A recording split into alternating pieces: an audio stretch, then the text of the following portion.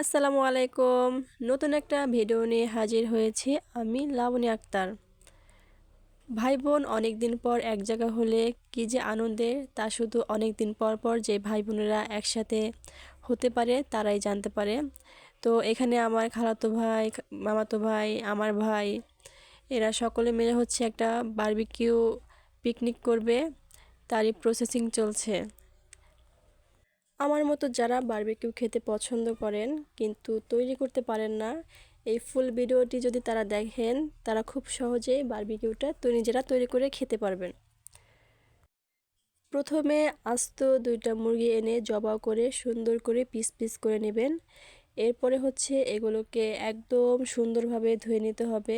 ধোয়ার পরে পানি ঝাড়া দিয়ে রাখতে হবে যেন এর গায়ে একটুও পানি না থাকে। একসাথে সবাই কাজগুলো ভাগাভাগি করে করা, গল্প করা, দুষ্টুমি করা, মজা করা সে এক অন্যরকম আনন্দ। এখানে মুরগিটা একটু পিস পিস করে কেটে নিচ্ছে। এভাবে কেটে নিলে মশলাটা মাংসের মধ্যে পরিপূর্ণভাবে প্রবেশ করতে পারবে। আর এই ছিল হচ্ছে বারবিকিউ মশলা। এটা রেডিমেড কিনতে পাওয়া যায়। এই একটা মশলা দিলেই, একটা মুরগির জন্য একটা মশলাই যথেষ্ট। এটা দিলেই হচ্ছে আপনাকে আর এক্সট্রা কোনো মশলা দিতে হবে না।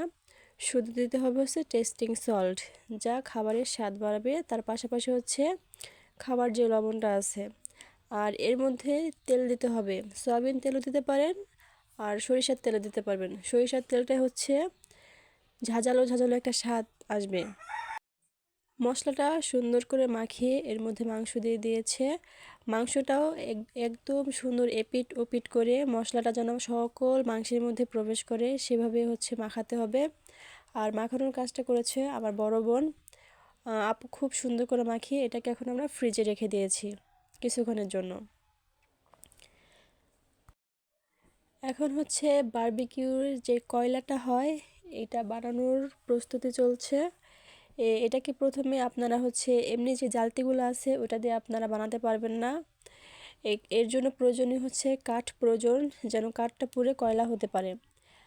আমাদের হচ্ছে কিছুক্ষণ ফ্রিজে রাখা কমপ্লিট। এখন এটা আমরা বের করব। বের করে হচ্ছে দেখব মশলাটা ঠিকঠাক মতো আছে কি না। তো আমাদের মশলাটা ঠিকঠাক মতো ছিল, আর কোনো সমস্যা ছিল না। এটা এখন আমরা কিছুক্ষণ বাহিরে বের করে রাখবো। আর এইদিকে যে কয়লা বানানোর কাজ চলছিল ওইদিকে তো মনে হয় ওরা দুষ্টুমি ফাজলামি করে উদ্ধার করে নিচ্ছিল। মানে খুব আনন্দ হচ্ছিল। একে তো হচ্ছে হালকা হালকা শীত পড়েছে, তার উপরে হচ্ছে মানে আগেরকার যুগে যেই আগুন ধরিয়ে আগুন পোহানোর যে একটা প্রচলন ছিল সেই ফিলটা পাচ্ছিলাম আমরা সবাই। তো দেখতে দেখতে আমাদের কয়লাটা প্রায় রেডি। এইটা ছিল হচ্ছে বারবিকিউ মেশিন, এটার উপর দিয়ে হচ্ছে বারবিকিউটা বানানো হয়। এই যে জালিটা দেখতে পাচ্ছেন এটা আমরা খুব সুন্দরভাবে ধুয়ে মুছে নিয়েছি। আর এটার উপরেই হচ্ছে আমরা মূলত মাংসটা দেব।